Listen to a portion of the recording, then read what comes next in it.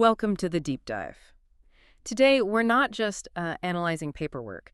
We are looking at what happens when that paperwork gets so heavy, so dense with rules, that it kind of achieves its own gravity. A metaphysical gravity, yeah. Yeah. It literally starts to tear through reality.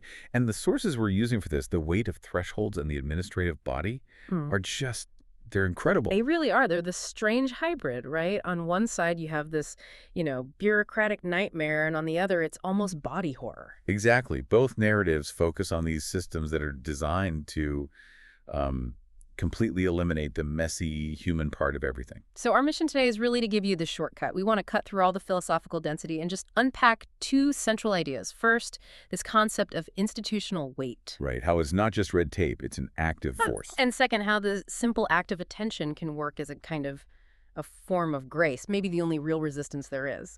And the core tension in all of this, which I think speaks so much to, modern life, is what happens when a system becomes so perfect, so complete, that it just collapses in on itself. When efficiency turns into cruelty. Yes.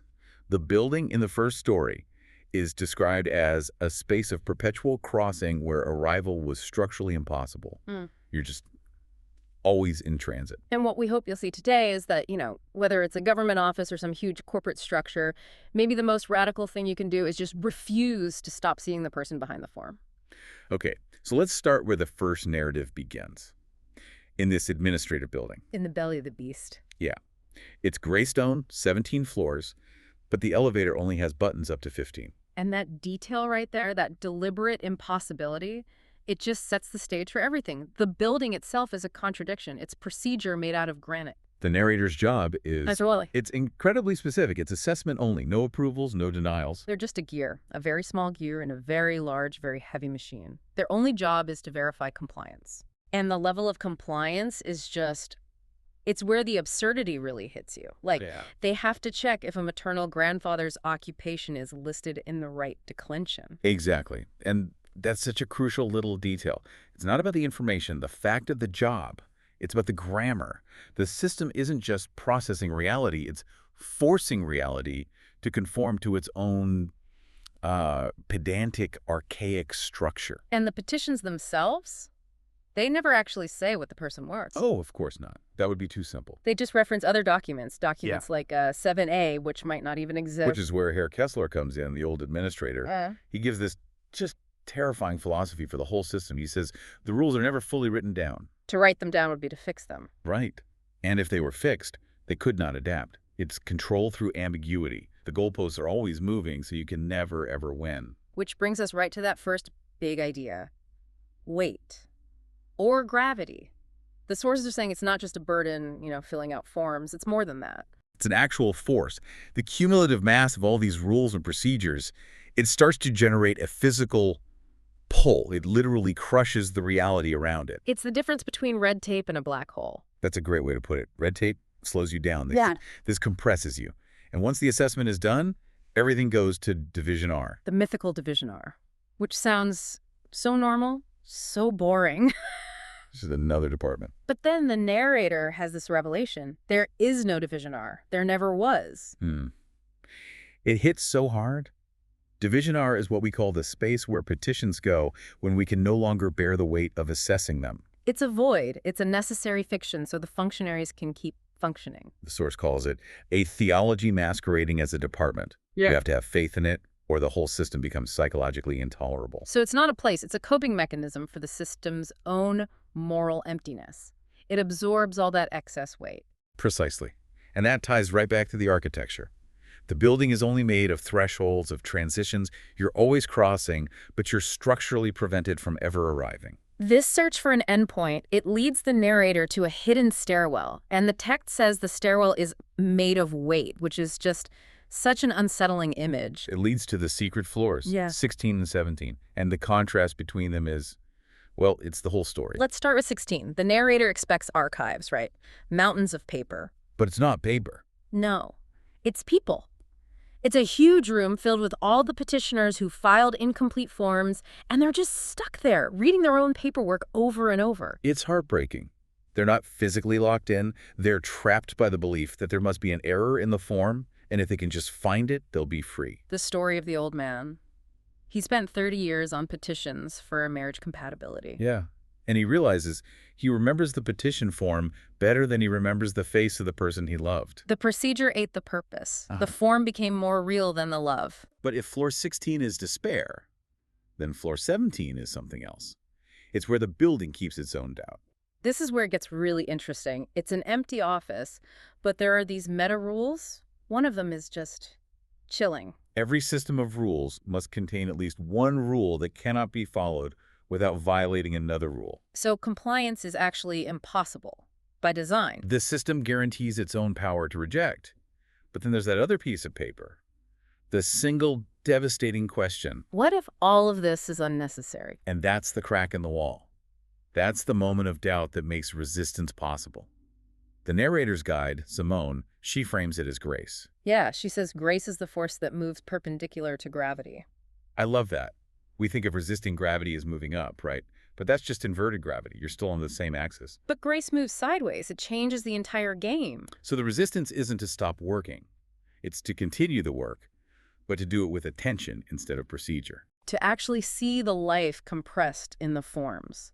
The dying mother, the failing hands, all the details that are irrelevant to the rules but are, the entire human point. And this leads to the practical act of grace. The margin notes. He's writing, "In faint pencil, I see you." It's such a small act, but the system can't process it. It can correct a typo, it can flag a missing document, but it has no category for witness, for a subjective ethical choice. That little pencil mark is this tiny act of rebellion that the machine just doesn't know what to do with. And it's fascinating how that administrative weight starts to bleed into the second narrative, the administrative body. We go from paperwork to flesh. From filing grief to literally wearing it. Exactly. This story is set in a world where the human being itself has been optimized by bureaucracy. The administrative body is this synthetic shell. No hunger, no emotions, no fatigue, just pure function. And the efficiency is, it's truly horrific. These bodies aren't new. They're recycled. Reassigned.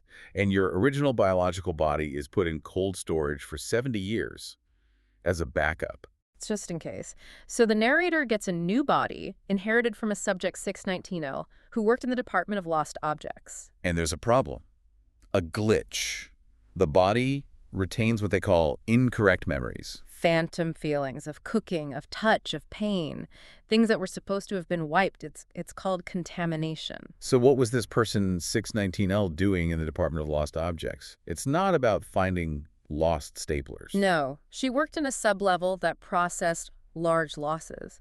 Disappeared people, lost countries, erased histories. It's industrial-scale grief filing.